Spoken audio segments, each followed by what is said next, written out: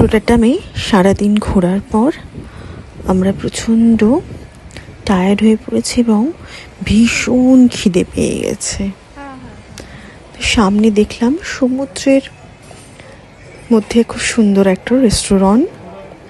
শুধু এটা রেস্টুরেন্ট বলে ভুল হবে, একটা সুপার মার্কেটের সাথে আছে দেখছি। তো দেখি আমাদের জায়গাটা ভীষণ পছন্দ হলো এবং সত্যি জায়গাটা খুবই মনোরম। তো হ্যাঁ, এখন রেস্টুরেন্ট একদম ফাঁকাও, কারণ এই সময় সাধারণত এখানে কেউ খাওয়া দাওয়া করে না। এখন বিকেল 4টে বাজে। ঠিক আছে, তো আমাদের খেতে হবে, কারণ আমরা দুপুরবেলা কিছু খাইনি।